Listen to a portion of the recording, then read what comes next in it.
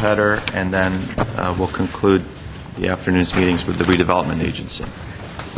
So let me call to order the special joint meeting of the Glendale City Council, the Glendale Redevelopment Agency, and the Glendale Housing Authority for March 8th, 2011. May we have roll call for the council, please? Council members: Draymond. Here. Friedman. Here. Carroll. Here. Weaver. Here. Mayor Najarian. Here.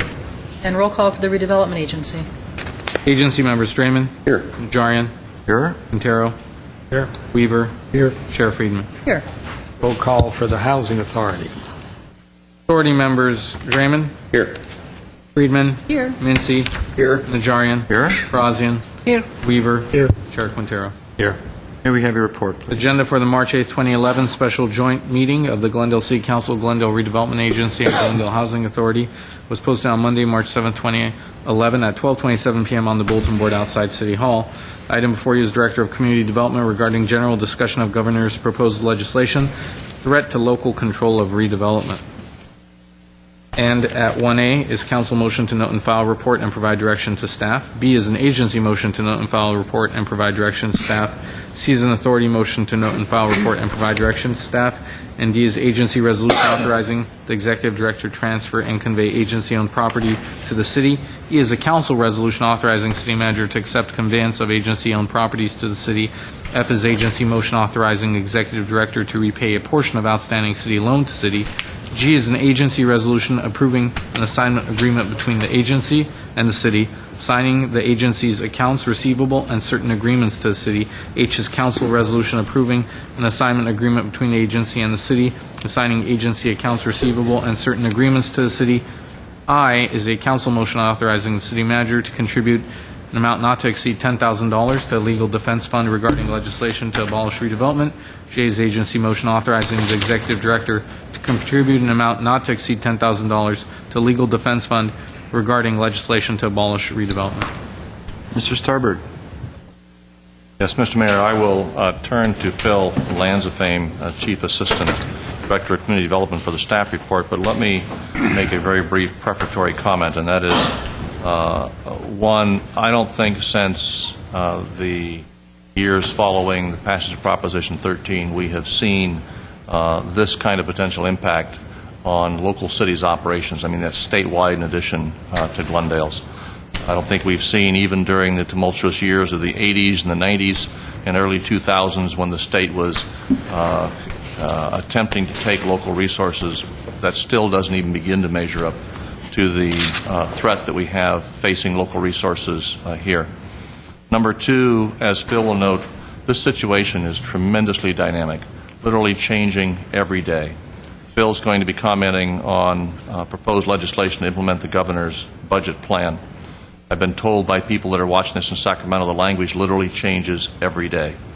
As we started this meeting, I opened an email that has a letter from the Big Ten cities that have put forth their position to the governor. I haven't even had a chance to read that to see what their current position is on this. All that to say that this is a tremendously fluid, dynamic situation that's unfolding every day before us. And what you're going to hear from Phil and the staff is recommended actions that you take to try and protect our local resources, your local authority, our ability to continue to operate our valuable programs here in Glendale as much as we can. But what we tell you today may very well be out of date tomorrow or the next day as things continue to unfold in Sacramento. So with that caveat, let me turn to Phil Lanzafame. Phil. Okay. All right, if you can bring up our first slide. We put together a presentation for you to try and, as Jim said, look at the threats. What does this legislation mean? What are the threats? And how are some of the ways that we can protect our resources? The theme of all of this is local control. And really what this legislation is wresting local control and local assets from Glendale and other cities throughout California and putting it in the control of the state, or in some cases a designated body of the state, which would largely be made up of the county. Next slide. On January 10th, the governor outlined his proposal to close the budget gap. And one of those was a statement, literally a statement, we're going to abolish redevelopment. We did not have a lot of detail at that time. wasn't until February 23rd that a first draft came out. It is quite a draconian document. It makes some sweeping changes with little or no input from local entities. With the effectiveness of the bill, all redevelopment in California activity would cease, and all redevelopment agencies in California would be abolished July 1st. Between the effectiveness date and July 1st, we could operate under very, very strict controls. In place of the redevelopment agencies would become what is termed as successor agencies. Again, we don't know a lot of detail about this, but we believe that it would be an agency made up of the city, that the city could appoint.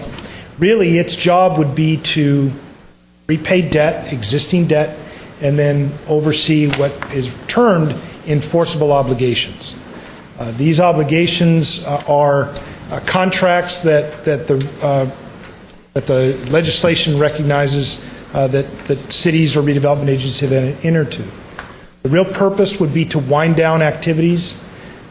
It would take most everything away. It would provide about 3% of our tax increment for available staff to do those activities. For Glendale, that is about $875,000. As I said, all of these activities would be subject to the oversight of an oversight committee, what they're termed, really by their control. If I can, before we move to the next slide, let's be very clear. The legislation, at least the draft that we've reviewed, is extremely thorough. It's about 27 pages long. It took, we don't know how much time it took, but somebody did a very thorough job of drafting legislation that eliminates all redevelopment agencies. So when we talk about these successor agencies, they're not redevelopment agencies. They're very clear in the legislation. Redevelopment agencies, as we know them throughout California, are eliminated. They would no longer exist. As Phil will point out, the successor agency would likely be the city council, not the redevelopment agency. Those governmental entities essentially are eliminated throughout California. And then what we talk about, and what Phil will go through, is sort of a put them in the hands of a receiver sort of program where they begin then to take your resources and essentially unwind anything that had been left to be resolved as part of this elimination of the agencies. But first and foremost, it eliminates all redevelopment agencies in the state of California. The oversight committees would be made, I'm sorry, can I have the next slide, please? The oversight board would be made up of 7 representatives. They would have ultimate decision-making authorities over those successor agencies. They are dominated by appointees of education and the county. Of the 7, there is only 1 city representative. And so this is an example where I'm telling you, when I say they're wresting control away from the local government, this is exactly what we're talking about. It would be made up, 6 of those members would not have the city as their first priority. Would be my guess. It would be their appointed entity. The county auditor controller. Let me ask a quick question. In this oversight board, each redevelopment agency would eventually morph into having an oversight board? Is that the idea? Or one oversight board for 5 agencies? Yeah, not quite sure how they would do that. It would be different from jurisdiction to jurisdiction. However, Burbank and Glendale may share the same, with the exception of a 1 city representative. We may share the same oversight board. That's what it sounds like, is that there'd be one board for a county with, as you go from city to city, a different representative or 2 for that city, but in all likelihood the same consistent county-wide representatives on that committee. One of the representatives is from the largest taxing agency, special district. So if you have a sanitation district in one jurisdiction and not the other, you might have a bit of a different makeup. Next slide, please. The impact to housing is somewhat spelled out. The 20% set-aside that flows with our tax increment would cease along with all of the agencies. activities. However, unlike the agency, the Housing Authority would retain all of its assets, but predominantly to wind down its activities. So in our case, the Housing Authority owns some property, we have some cash, we would be able to do maybe 1-2 projects, and then we would be done. We would still have the obligation to administer and monitor our existing projects. We visit them once a year, and we do all of that inspection. We would be left with some limited non-set-aside funding, predominantly home funds, but those are typically leveraged with set-aside, and so we may not have the ability to really do some effectual affordable housing with just that. Section 8 is federally funded, so for all intents and purposes, it would remain. However, there are a lot of supportive programs to that we do through set-aside that may be affected. Next slide, please. Some of the housing programs that are funded with set-aside that would be threatened are these here, our rental assistance programs, those that we've had in place for some time, and our recently adopted vet wrap program would cease. Our rehabilitation programs in single-family and multifamily housing is funded by set-aside. It would cease. First-time homebuyer program for moderate and low incomes would end. New construction, as I stated, a home would probably not be enough for us to do any significant projects. We augment our code enforcement throughout the city with our set-aside because it is preserving housing. That would have to be reassigned or eliminated. Then finally, Path Achieve, our homeless shelter, we do some support, some minor support, supportive funding for that, so that would cease. Next slide, please. The legislation calls for a distribution of tax increment. Those funds that would have come to the redevelopment agency, it is first passed through to the other taxing agencies, including the City of Glendale. $1.7 billion would go to the state to fund trial courts and health care costs. This provision especially is problematic because it would be taking what is supposed to be for redevelopment, those dollars, and admittedly funding something non-redevelopment. The successor agencies would then be given an amount of money to repay their annual debt obligations. That would be approved by the Oversight Board. The question there is the subordination of our debt. Is that really legal to force that? Another question that will come up.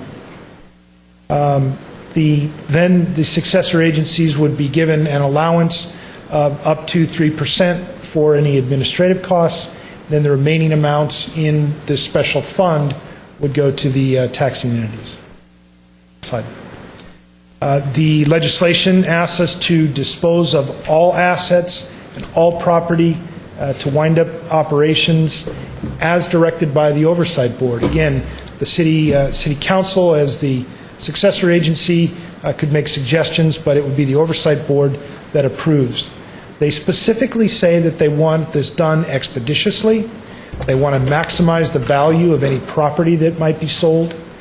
And any property that we want to retain to develop on our own would have to be negotiated with the Oversight Board. In effect, we would have to pay twice for our property.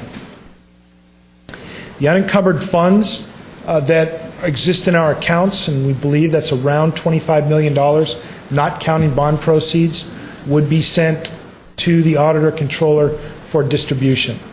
So the City of Glendale would have to forfeit all of its property and at least $25 million in cash due to this legislation. Next slide, please. There are admittedly, I say admittedly, several legal minds have found problems with this legislation. The Legislative Office Analysts Council, I believe, inadvertently expressed some problems. There are constitutional provisions that we believe are violated with this legislation. First, Article 16, Section 16 of the California Constitution, which really directs redevelopment funds to the local entity to repay debt. Just last November, voters in the state of California, by 61% to 39, elected to a constitutional provision that protects local funding, including redevelopment. We believe that this is a violation of that. The contracts clause, we believe that the take of these funds impairs with several contracts that exist, from bonds to disposition development agreements. Then finally, the takings clause. The state, through this legislation, is taking Glendale Redevelopment Agency's property without just compensation. This one, this next bullet is, we receive tax increment because we have debt. What this legislation attempts to do is just say, by our authority, for purposes of Article 16, Section 16, your debt is deemed exhausted and paid. Yet we will still have the obligation to pay those. But the legislation calls that out. Next slide, please. These are lists of our threatened assets. We believe, in looking at, not believe, we do have $25 million or more in cash that you had programmed for projects in the remaining life of the project area. The definition of unencumbered funds is not clear, so we're not sure if that means bond proceeds that are not yet under contract. Well, on that note, if I can add again here, the legislation, at least the edition we've been reading, provides that the county auditor controller has until, I think, October of 2011 to audit every redevelopment agency in the county, in this case Los Angeles County. And through that audit is supposed to determine what the enforceable obligations and debt is for each of the redevelopment agency. I think that's where probably one of the first battles will ensue if this legislation is implemented, is in how the auditor controllers are given guidelines on how to define what enforceable obligations and debts are. For example, the loan between the city and the redevelopment agency. We might very well find that that has given substantial less status in the repayment of debt than some of the other debt is. So I would anticipate that that will be a place where we'll be fighting this battle if indeed this legislation is passed. That and, of course, broader lawsuits that will be brought by a number of agencies and associations.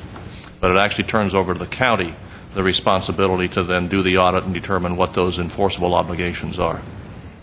We all know how the county feels about redevelopment. I said property and fixed assets. We have given you a list with this PowerPoint of the properties that we've identified owned by the redevelopment agency. They range from an unused, or I should say a small parking lot on Broadway and Louise, to the underlying fee in parking garages at the Americana brand and the Glendale Galleria. We have receivables. We have loans with our school district, with the Embassy Suites. We have rent receivables. So we have quite a bit of assets that could be forfeited. Slide, please. Our pipeline projects are also threatened. The legislation specifically prohibits us from entering into contracts. Those are the projects that are now we're coming to fruition. Mona, Lumley Theaters, some of the things in the Art and Entertainment District, the hotel. These are public and private partnerships, those things, policies, and programs that we're developing, some of our public facilities and public infrastructure. We have existing DDAs with ongoing commitments and ongoing benefits. We have participation from the Hilton Hotel. We have participation with the Americana brand. These would be in jeopardy with this legislation. Next slide, please. So we've listed here, we, staff, that is, spent about 2.5 hours storming yesterday about all the things. We've tried to boil down the implications to Glendale. First and foremost, the theme of this is that we lose control of these resources and the tool that we have used very successfully in Glendale to revitalize our downtown and our San Fernando Road corridor. The pipeline projects that we've been working on for some time that are now just ready to come to fruition are threatened. Impact to our CIP, the redevelopment agency funding is the CIP program at this point. The agency processes become ineffectual. You are the design review authority for downtown development. You would no longer be able to do that. Property and cash is forfeited. That is a tremendous blow. And then there are approximately 60 positions that are funded throughout the city organization by redevelopment. Next slide, please. Some of the unresolved issues are here. As Jim said, this is very fluid. It's very dynamic. It's changing daily. We are concerned because it is not clear the standing of pre-existing obligations between the agency and the city. Our loan, we have cooperation agreements that we entered into earlier this year. Some of the obligations between the agency and private developers. We would have to go to an oversight board, which is not it's outside of your control to administer and implement our obligations. The city's ability to do economic development, the restoration of 20% set aside. We don't know. There are some proposals that are out there that ask to save the housing portion of this because it is one of the largest funders of affordable housing in the state. And then lastly, the effective date of this legislation. We're not even sure when it's coming to a vote or how it's going to be proposed. We have heard that it may be urgency legislation, which would take effect immediately. We've heard that it may take a two-thirds vote, a majority that then would be effective in 90 days, majority that's effective January 1st. We're not even sure how this bill might be introduced. Next slide. Some of the things that we would like for your approval to do is in our processes. Should the agency go out of existence, we would ask that the City Council immediately give themselves the authority to assume those processes, like design review and the issuance of variances for parking and standards. We'd like to repay the city loan with as much cash as we have. That is paramount to us to protect that asset. We would like to take the cash that we have, repay it. If at some point in the future we're still alive, the city can always loan it back to the redevelopment agency. We would like to transfer all of the land held in fee title by the agency to the city, again, as a mechanism to protect it from a grab by the state.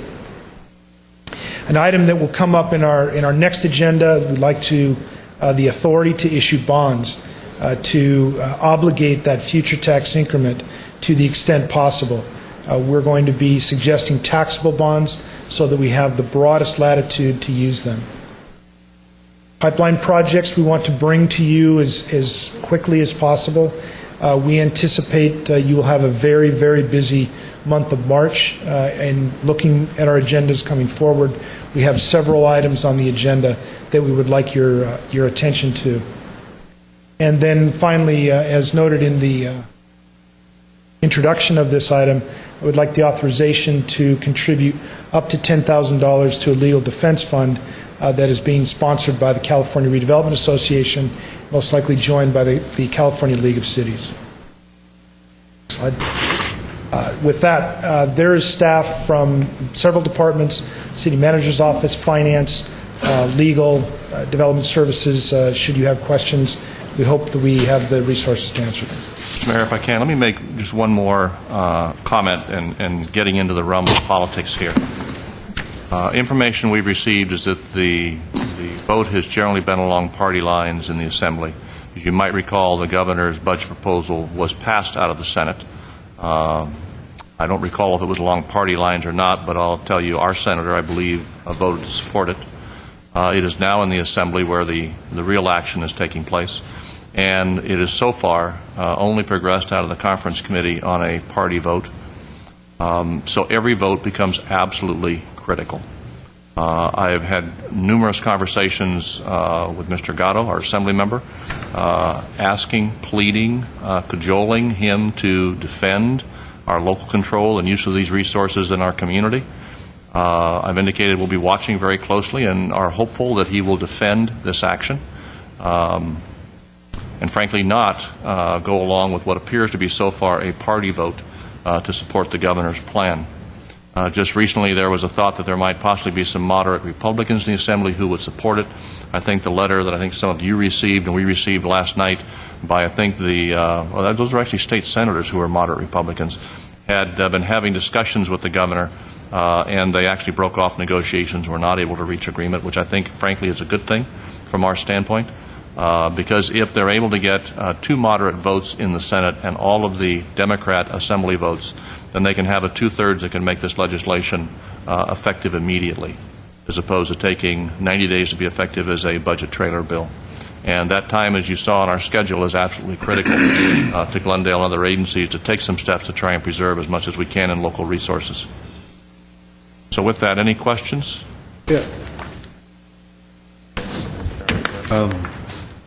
Yeah, I have some questions for Mr. Howard, but Mr. Lansofane, you keep talking about forfeited property in cash, and that would be forfeited to who? It would be forfeited to a fund that would go to retire our debt and then would be distributed to other taxing agencies. I believe the way the legislation works, and lawyers and manager will correct me if I'm wrong, but they look at that on an annual basis. How much is required to retire that debt? And then that is paid, and then the rest of those funds are distributed. Okay, so you have the initial allocation, and then some of the participation agreements from the Hilton, et cetera. That money would also be used to... That money would most likely come into the successor agency, Right. and then have to be transferred to the fund to use for... There are actually several funds that get set up. Funds in the sense of accounting mechanisms get set up in the legislation, and each of those has various purposes, one of which is to make debt service payments on existing bonds. But, for example, in the legislation, it notes that if the legislative body, City Council, that becomes the successor agency, if you want to proceed with a project, you have to make an application to the Oversight Committee and justify why it is you'd like to proceed with that project. The Oversight Committee's direction and objective in the legislation is to maximize the value of the assets of those former redevelopment agencies for the purpose of first making the list of priorities that are defined by the state, including the $1.7 billion payment to the state in the first year, then the payment of debt obligations, and maximizing the pass-through, meaning the remaining property tax revenues going to the various taxing jurisdictions.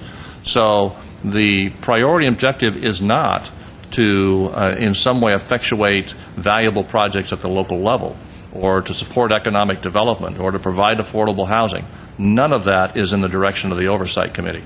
One example of that is if there is a piece of property that has essentially been turned over to this Oversight Committee in the successive body, if you want to propose developing it, essentially you can make a proposal to the Oversight Committee to purchase that property, essentially paying for it twice. Paid for it the first time as a redevelopment agency that's now gone, but then possibly using your other local resources, paying for it again to put it into a project. Okay, then Mr. Howard, Article 16 and Section 16, can you give us just an idea of what exactly that...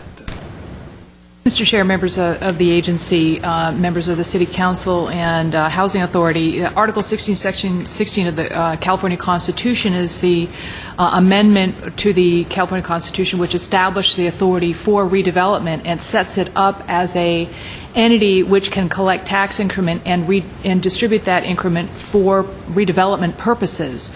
One of the issues relative to this legislation is that money that would otherwise flow to redevelopment agencies for defined redevelopment purposes, meaning the elimination of blight, would instead flow to other purposes, health care, education. The prior challenges to the transfers of redevelopment funds that were made by the California Redevelopment Association under the Gen S case were made on that basis, that the monies were being taken and redistributed to other purposes in conflict with the purpose of Article 16, Section 16, and its implementing legislation, which is what is being changed here, is Well, that and the those statutes redevelopment are being wiped agencies, out. the redevelopment agencies prevailed, correct? They did, and it is on appeal, but that may become moot. Here's what's Well, wait a minute, I interesting. have one more question. Then the next one, Proposition 22, that would be another challenge that the redevelopment agencies would all, I mean, that's fresh to the will of the people as recently as the last election, correct? Correct. So those are the two constitutional challenges that redevelopment agencies are sure to litigate. That amongst others. There's a third general category, and that's impairment of contracts. The California Constitution and U.S. Constitutions, there are provisions that the government cannot impair existing contracts. So that comes into play in a lot of this arenas. It was described to me there's the three areas that challenges would primarily be sought: Article 16, Section 16, Proposition 22, and the impairment of contracts provisions in both the California and U.S. Constitutions. But that'll be a very long battle, long legal battle, and the key will be whether or not in the litigation we're successful getting a stay of the legislation. If you can't get a stay, then for the 2 years it takes you to battle this thing out, essentially you're out of business. You know what happens to all of our existing projects. They wouldn't survive 2 years to wait for eventually winning the litigation. Just curious, the Geneva project, they just cut the ribbon on Saturday, we're all there. Would that have been affected at all by this? Well, it wouldn't now, because we have a development agreement, which I think would be an enforceable obligation. But had this been in place back before we had the development agreement done, yes, it would have likely been threatened, although housing is treated a little differently in the legislation. On the housing side, the successor agency can be either the legislative body or a housing authority, of which we have one. And in that case, the existing resources are turned over to that housing authority. So you wouldn't continue to have your 20% coming in each year, but you would have whatever balance you have in your housing fund plus whatever land assets that you have. So it's treated a little differently under the legislation than the redevelopment, economic development side. Sure, because our state senator was there praising it. Right. She refers to that as the Geneva Convention. I understand. But in the long run, you lose your 20% set aside, so eventually all affordable housing goes away. Other question, we're being asked to do a lot of steps here today to, I guess, try to secure control. All these processes, they could all go out the window. I mean, there's no assurance transferring money back to the city and doing all this that we can keep it, is there? I think your attorneys will tell you, no, there's no assurance. Okay, so this is the best Guarantee. thing we can try to do. And the thing I'm trying to understand, property, okay, if we transfer agency property back to the city, is that property then secure? I mean, we own, Yeah, so we own the garage Right. in the Americana, we lease it. We transfer it back to the city. Is it ours, or can the state say, no, it belongs to us and we'll collect the Certainly lease? argue that it's ours and that this legally transfers the property to the city and that through this legislation, they can't abrogate that transfer. They would possibly argue differently on a number of theories. What this does is, I think, as Mr. Starbird noted, it doesn't give you a guarantee that this will work, but I think it strengthens our ability to assert both constitutional and statutory claims that whatever we do here today strengthens our ability to retain, whether it's a fixed asset or whether it is a fungible asset like dollars or debt. Yeah, It'll also, if I can, it'll also depend on, you'll almost have to go through on a case-by-case basis, property by property. For example, the agency's interest in the land on which the Americana parking structure sits, that's subject to an enforceable contract. So the state likely can't get into that. But let's take Take a lot. let's take the Panda Inn property that the agency owns. That could be completely consumed by the state, and they may decide that they want to put it up for sale and take those resources and utilize it to pass through to the taxing jurisdiction. So some are in a greater threat than others, depending on their current status. So the state could walk in, take our property, in essence call it state property until they decided what they want to do with it. Similar to Caltrans has property, state agency within the city of Glendale, the freeways. And they have excess pieces. It all belongs to the state, and they can sell it off or do whatever they want with it. And I do the same thing with the Pandy The inside. the objective is pretty well spelled out in the legislation. That is to maximize the value to the other taxing jurisdictions in the county. So that's their ultimate objective, is to take the money, take the properties, and to the extent possible, maximize the value of that for the purpose of, one, meeting the funding needs of the state, paying off the debt, and then transferring the value of the money to the taxing jurisdictions. Attempt to drive all the cities, counties into bankruptcy eventually, so that they can survive in Sacramento. That's the leaders we selected and sent up there. Wonderful, just wonderful. Ms. Friedman? Does the agency own the Alex Theater? Yes. So if this transfer, I'm assuming the Alex is one of those properties that we're talking about transferring to the city, if the state comes in and says, you can't do that, you can't transfer these, they put the Alex Theater up for sale. And I know how difficult it is for theaters to operate. There was a nice old theater on Ventura Boulevard that I think the Gap bought, and they now have a Gap there, so I guess we can look forward to something like that happening to the Alex, since it's heavily subsidized by the Redevelopment Agency and owned by the Redevelopment Agency. Is that correct? Yes, I understand your point, and true. One bright spot, if I would say, we have a management agreement for some period of time till the expiration of the project area in 2015 with Glendale Arts to operate that. But if it's sold to somebody else, Phil, if the state sells it, as they clearly intend to, then we don't have a contract anymore. If it's sold to a private entity who doesn't want to operate it as a theater anymore. The contract is a lease, so Glendale Arts has the legal right to operate the theater there.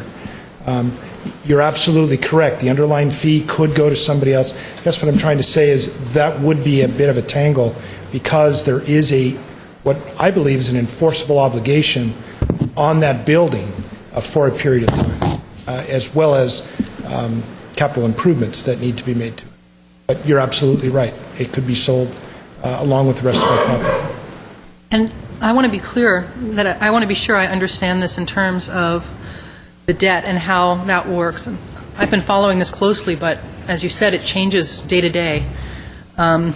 So the investment that the city made in these projects, like the Americana, so what was the basic overall investment, rounded up? $77 million. So $77 million that the city invested in the Americana, the city of Glendale. If this happens, we lose that return on that investment completely, and that will just have been money that we burned in terms of not so much the tax, not so much the sales tax, that obviously we'll get, but the tax increment that we were counting on to cover that investment. The tax increment generated by the Americana would be gone. That's correct. So how do we repay that debt in that case? Well, since that's supposed to repay the debt. The money will go into the various accounts controlled by the Oversight Committee, and one of their first obligations is to make the payments on the debt. So they'll at least pay the debt back, but we won't get any return on the investment. No. In terms Think of them serving like a receiver capacity, just like a receiver in a bankruptcy liquidation. It's essentially the role that they play. And if you want to do anything with any of the remaining properties, you have to essentially make an application to the Oversight Committee. And again, their first and foremost responsibility is to maximize the value of the resources so as to pass that money on to the taxing jurisdictions. So for all the redevelopment properties all around the state, this is basically a fire sale to try to balance their budget. It's interesting you say that. When you're done, I might just take 30 seconds and read the highlights of the letter from the 10 largest city mayors, because that's exactly how they describe in their letter to the governor this process. I add one other thing, Mr. Mayor. All these committees, oversight committees, will all be political appointees who will do the bidding of their party and doing a number on the cities. It's like every other committee set up. I just wanted to finish by saying that those are the questions I have right now, but I will have comments. Mr. Draymond. Well, you mentioned they will be political appointees, Mr. Weaver. When you lose your job on the redevelopment agency, will you be applying for one of those? Heck no. Mr. Lanzafame, it may be a small issue, but it's a big issue to some of our small business people throughout the city. We have neighborhood business districts, Kenneth Village, Adams Square, downtown Brand Merchants, Spar Heights, Montrose. Who am I leaving out?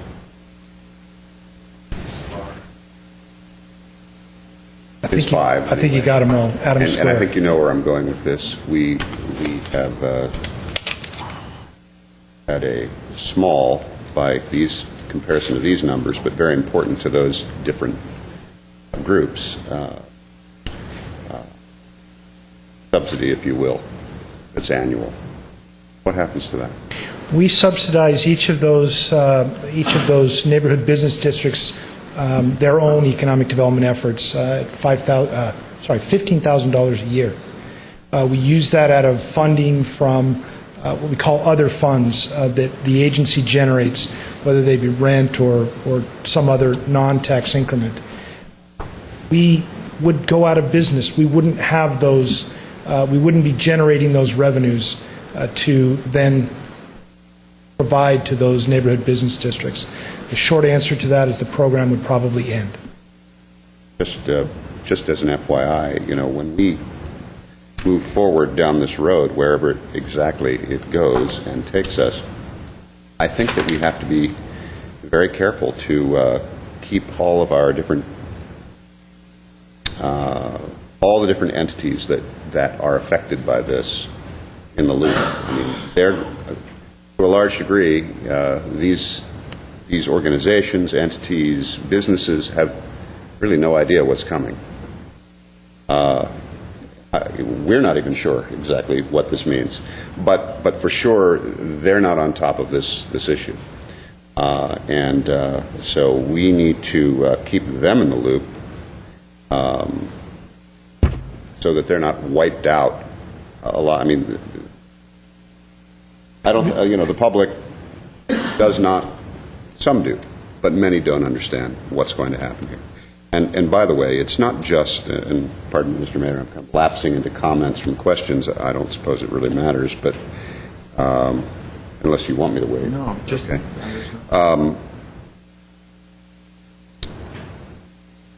It's more than just the things that are on this matrix and that you've outlined.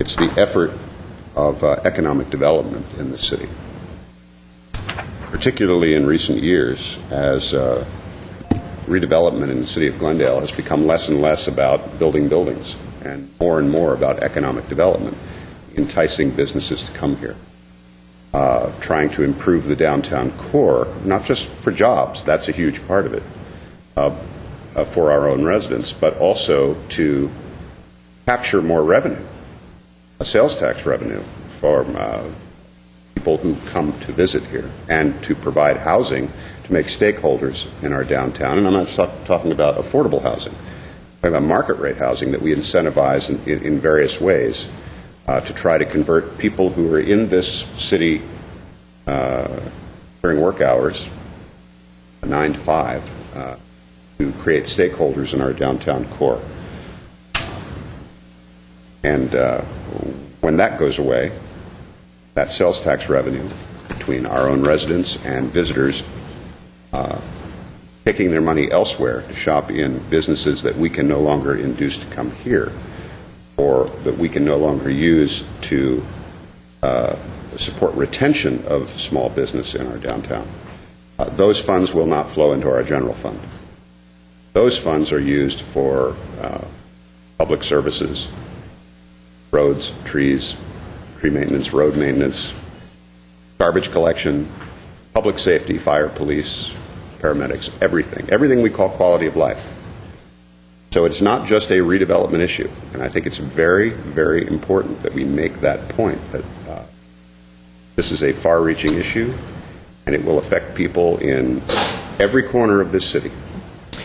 Mr. Chairman, if I might tag on that, and thank you very much because you reminded me. One thing that, something that we are looking at is the city's ability to do economic development, and even if we have to fund it ourselves, we have turned, I think we've started to turn a corner on just the very economic development programs that you're talking about. We're starting to gain some momentum, and it would be a shame to have it slammed So that is something we're looking for.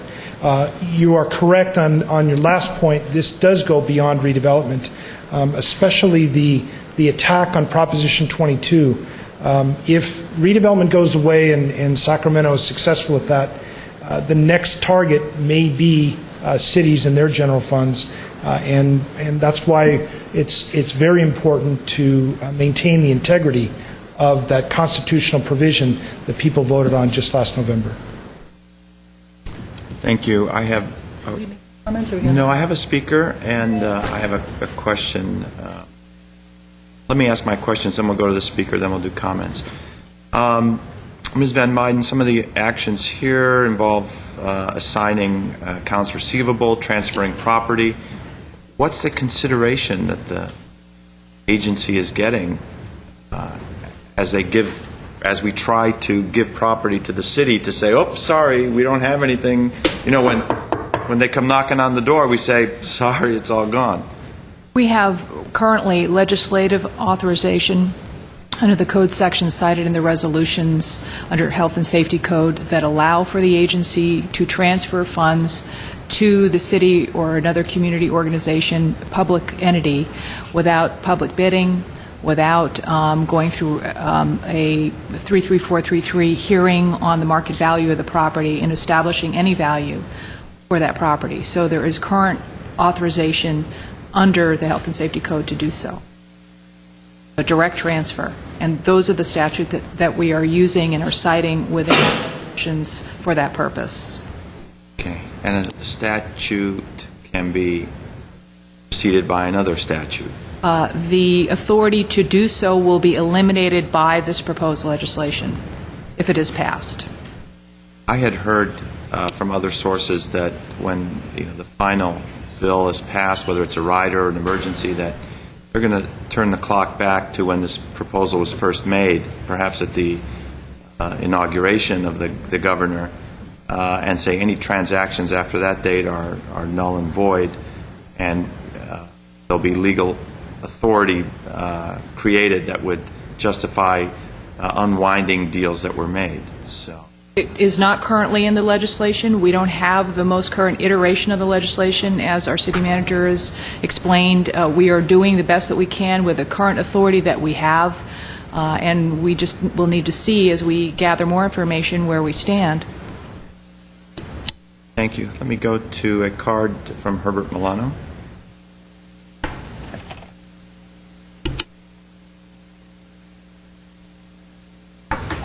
Thank you very much, Mayor Najarian, members of the City Council and Redevelopment Agency, and staff. My name is Herbert Milano.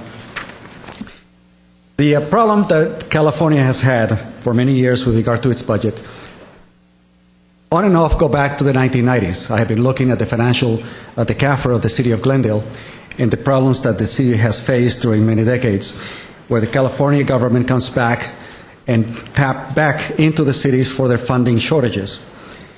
What people forget is that one of the major causes of the California budget deficit was the change made in 1998 under Governor Gray Davis when he instituted the 3% at 50. That is that pension system that allows government employees to get up to 90% of their pay adjusted for inflation for life.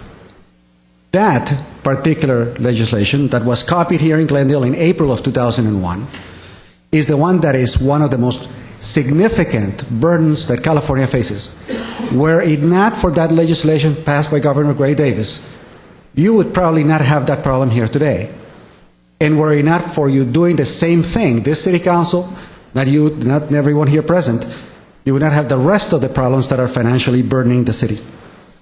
Now, not everything that is going to happen with this situation will be bad, because this particular change will prevent developers from pitting one city against the other in trying to extract concessions and trying to extract subsidies.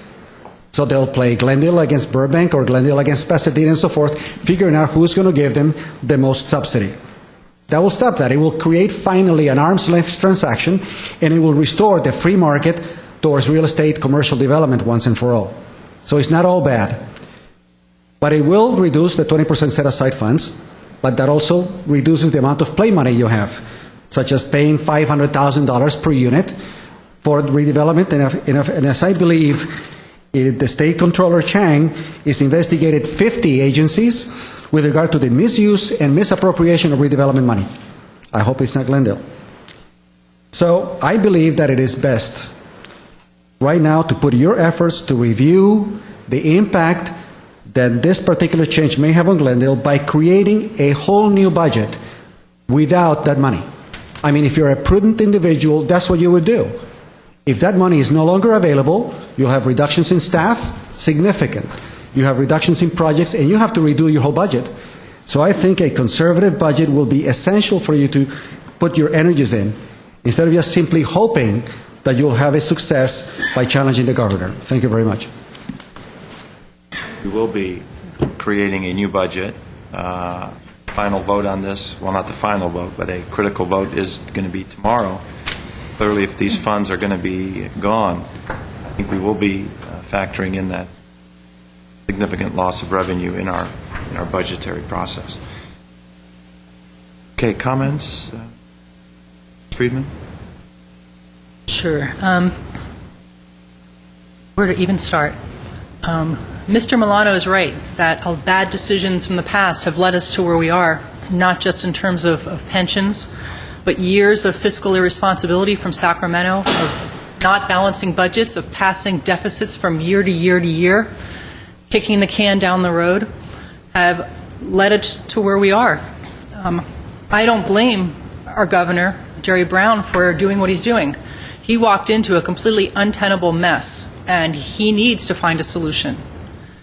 Unfortunately, this is a solution that's going to hurt a lot of cities, and particularly us. And the reason I think it's going to hurt us more than some other cities is because, as John Chang pointed out, a lot of cities have spent their redevelopment money badly.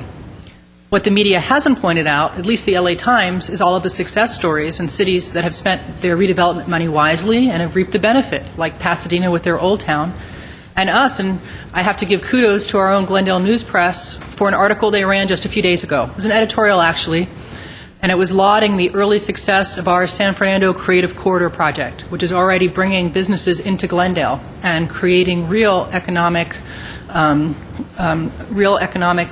advantages for the city.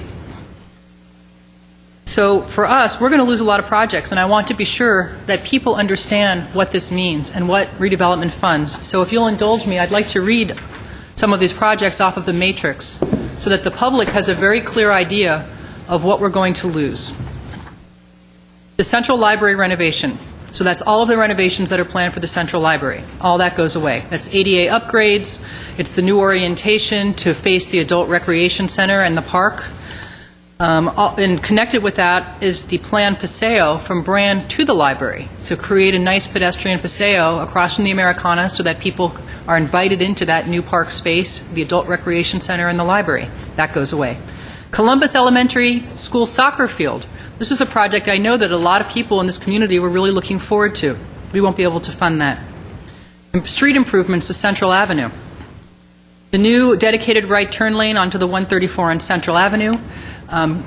Yesterday at last night's forum, there was a lot of talk about gridlock. This was an attempt to try to solve some of that. That goes away. More drastically, the downtown mobility plan implementation. Something the City Council's been talking about for quite a while, and this was the very expensive plan that the city paid for, excellent plan about how to reduce traffic congestion and parking congestion in our downtown by encouraging multimodal transportation uses, pedestrian-oriented districts, new infrastructure to deal with growth. The implementation for that plan was to be paid for through redevelopment. We lose that. The cinema lofts, which includes the new Laemmle Theater, which I was excited about, and I know a lot of you were excited about, that goes away. The Museum of Neon Art.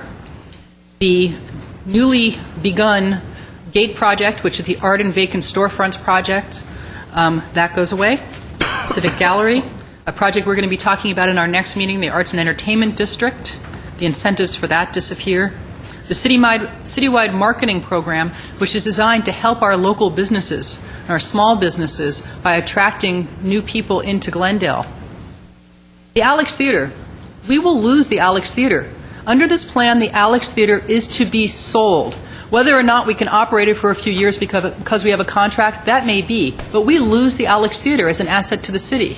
Who knows who's going to buy it? I would doubt they're going to operate it as a theater. It's not exactly a money-making type of enterprise, and nor is it really intended to be. It's there as a community resource. Well, we lose that resource. The facade improvement programs. That's just in the central area of Glendale. Then in the San Fernando, yes? Even though it's an obligation entering into an agreement, the anticipated hotel, the Comar, former Hyatt, and now Marriott, that also goes away. Yes, and as you pointed out, Mr. Draymond, the assistance to our business districts, which helps a lot of our small businesses, that goes away. In the San Fernando Road Corridor, the incentive programs, which is the Glendale News Press reported, are real, even though they've just begun, are already starting to pay big dividends with Technicolor and now Kinetic Lighting coming to Glendale. We lose that. Facade improvement programs. The Fifth and Sonora Affordable Rental and Owner Project, which is a low-income project, goes away. The Salem Affordable Rental Project goes away. Basically, all of our affordable housing, the large portion of the funding for affordable housing, funding for single-family and multifamily rehabilitation, nonprofit funding to our nonprofits that provide emergency shelters, and housing quality standards maintenance program to help keep our housing stock in good shape, and more. All of that disappears. So what's happened? The state, after years of financial irresponsibility and being unable to balance their budget, is desperate to find other money. So they're reaching into local pockets. It's literally what's happening. They're reaching into the budgets of other cities, municipalities all over the state. And when that money's gone, you think they're going to be out of the woods? Think that they're going to all of a sudden find a way of balancing their budget every year? All of these programs go away, but there's no guarantee that the state's going to stay in good financial health after spending that money. The media, the state has been very careful in playing this up as funding for education. Well, they do the budget. They could budget education to the full amount it needs. And then they could say, well, this is money for salaries and pensions, or this is money for highways. But they don't. They pick the one thing that they know will resonate with voters, education. They have choices. They could fund education in their budget. This is just a political way of trying to get people on their side. And don't forget that just last year, Proposition 22, which was specifically protect local revenues and redevelopment agencies, passed overwhelmingly by the people of California. And now our representatives in Sacramento are doing an end run around the wishes of the people. So it's very disappointing. I don't know what the city's going to look like after this legislation, but I do know that our quality of life will absolutely suffer. We'll lose the investments we made in the Americana and the Alex Theater and many other properties that we made to reap the benefits for our children. That will be gone, never to come back again. So I think that it's sad, and I'm discouraged. And if you're discouraged at home, I recommend that today you send emails to Mike Gatto and Carol Liu, because the only chance that we have is if our legislators who represent us make a stand for us. And they're not going to do that if they don't hear from the people. Their problems are too deep. So if you believe that if you want this money to stay local, and if you think that Sacramento's going to, if you think Sacramento's going to do a better job spending all this money than us, then by all means support this legislation. But if you'd rather have that money stay here in Glendale, please call or write your legislators today, because this is happening. The vote's supposed to be on Thursday, so we don't really have much time. Even a snail mail, old-fashioned letter is not going to get there by then. Thank you very much, Mr. Mayor. Other comments? Starboard. Might I, Mr. Mayor, if you just bear with me 30 seconds, I think some excerpts from the Penn Mayor City would be useful here. The opening paragraph, and this is directed to Pro Tem in the Senate Steinberg and Speaker Perez in the Assembly, from the mayors of the 10 largest cities in California, which include Anaheim, Fresno, Long Beach, Los Angeles, Oakland, Sacramento, San Diego, San Jose, and Santa Ana. Dear Pro Tem Steinberg, Speaker Perez, we are writing to register in the strongest possible terms our deep concerns about the disastrous impacts on cities, counties, and the entire state economy resulting from the elimination of all community redevelopment agencies. The legislation is terrible public policy destined to create far more litigation and economic dislocation and far less revenue than estimated by the Department of Finance. It is a poorly constructed idea that is disastrous for the state and its residents. Then I'll just read the heading of these various sections they put forth. The draft legislation puts our general funds and residents at risk. The draft legislation reduces public accountability and opens the door to corruption. The draft legislation imposes additional costs on cities and counties that have not been fully accounted for, realigning government resources and responsibilities with no acknowledgement of likely impacts. The draft legislation forces a fire sale of agency assets that will damage California's already struggling real estate market. The draft legislation punishes our neediest residents and communities while doing little to solve the state's budget problem this year or in the future, and it's signed by the mayors of the 10 largest cities in California. Okay. Comments? Any other comments? Mr. Draymond? Mayor, I just wanted to add one other thing to or two other items to the comments that agency member Friedman was. Our school district, the leadership of our school district knows and have agreed in discussions that this is going to end up being simply a wash for them. They're not going to come out ahead, and they know it. They're going to end up exactly where they are now. That's their words, not just ours.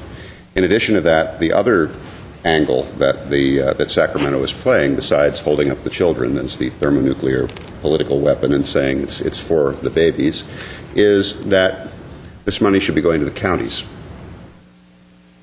And, of course, what is going to happen is that part of the state's balancing act is going to be to shift more and more programs to the county level. So any extra pickup of increment there is going to be far outstripped by the number of programs and costs that are going to be shifted to the counties from the states. So the two main items that you hear the governor talking about and our representatives talking about, which is this is for the kids and this will help the counties, is utter nonsense. Mr. Weaver? Yeah, like the parolees they're going to release from the state and throw onto the counties. You take care of all the parolees that are out there. Tremendous additional costs. Another thing that I wish Governor Brown had been upright during the election and said that he was going to do this. As soon as he's elected, he says it. Like he just thought it, the spur of the moment, he knew way back he was going to do this, and he didn't have the guts to tell the public they were going to vote for him what he planned to do to all the cities. That's too bad, but I guess that's the way it operates, and we have to live with the results of it.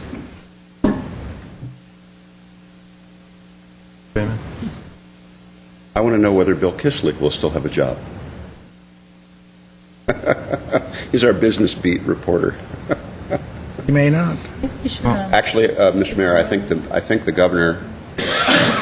governor did telegraph what he was doing, and that's why we began to see the articles coming out in major media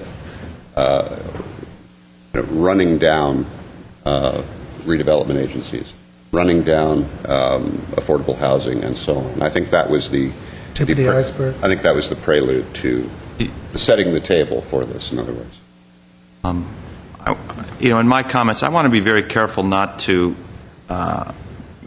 inflame a bad situation as our Titanic of redevelopment agencies across the state are going down. But I think it's just clearly a situation where the state, for so many years, the leadership in the state, continued to fund and expand entitlement programs. Pick your particular program, I'm sure you'll see that it has grown incredibly without a sustainable source of revenue to come in and fund that. The other half of this is an extension on taxes, state taxes, and we're already paying very high state taxes. It is something that is, I don't think this is going to solve the state's problem. That's the issue. This is just the what do they call it? The low-hanging fruit that they can snag the money from, because it's easy to point out a few agencies that are misspending and mismanaging their redevelopment funds. I think it's a call for all of us to realize that state government has to get smaller, and there has to be a faith in the local governments to know what is best, how best to spend our funding. And unfortunately, until that change comes, we're going to see much more pain throughout the next, at least the next election cycle. I don't know if there's going to be any changes made at that point, but I think we need to really pay close attention to spending that we have, whether it's pensions, whether it's entitlements, whether it's adult day care, whether it's Medi-Cal reimbursement, whether it's spending on the numerous programs, the wealth of programs that the state once was able to afford, but only for a brief moment, and we did not ratchet down as the economy started to go south. I'm very pessimistic about any of these manipulations and gyrations that we're trying to do in these 10 motions to have any lasting or effect in preserving what we've got. I think it's gone. I think it's vaporized, and they know darn well what they're doing up there, and they're going to cover every base and check every loophole and set back every deadline and every retroactive date that they need to grab this money. They're not going to let us squirrel away what little assets we have. Well, I want to say little for Glendale. Very significant assets. Public be damned. They know, big government knows what's best for us. Laura. So, about the housing, if he'll seize all the funds for the housing, I don't want to be that negative, but if most our neighborhoods will become blighted, the kids of those neighborhoods, how they will do at schools? It will affect on anything, and crime will rise. Anything can happen, and to me, in a few years, it will be a total disaster to me. I don't want to be that negative, but it's not good. I'm so disappointed. Okay. Mr. Mayor, do you want to try these on for size? Why don't you try putting these forth, Mr. Weaver? Okay. Can I take the 1C first? That's the only authority motion. Yes. Yes, members of the City Council, Councilmember Weaver, yes, you can take the authority motion first. However, I wanted to also note for the agency and the council, at D and E are resolutions authorizing the transfer of agency-owned property to the city. There is an exhibit that is referenced in those resolutions that was distributed to you. It was made available to the public as well. One note on that exhibit, it was brought to my attention. In the middle of that exhibit, there's a property address 300 West Broadway. It should be East Broadway. To bring that to your attention, and if you wish to move the authority motion at C. Can these all be done at one time? Like all the council together, all the agency together? Yes, they may. Okay. I was taking the housing authority first because there's only one. Okay, so that's 3C. I'll second that for D. 1C. 1C, I'm sorry. Roll call. Roll call for the authority. Authority members Draymond, Yes. Friedman, Yes. Mincy, Najarian, Yes. Barazian. I think she'd say yes. So. You can't vote by proxy. I know. Weaver, Aye. Chair Quintero. Yes. She's back. Can you count? Yes. Yes. Noted Just as in yes. time. And I'll move, okay, 1A, E as amended, the attachment, and H, Aye. And I. I. Second. Roll call, please. Council members Draymond, Yes. Friedman, Yes. Quintero, Yes. Weaver, I Chair Najarian. Yes. move 1B, F. D. F, E as well. and D, Yes. F, G. as amended, and E, G, F, G, J. J. Second. Thank you. Agency members Draymond, Yes. Najarian, Yes. Quintero, Yes. Weaver, Aye. Chair Friedman. Yes. Mr. Mayor, I never thought I'd have to make a vote like this. I'll move to adjourn for the authority. Second. Move. I'll move to adjourn for the agency. Second. Adjourn for the agency. Move to adjourn for the council.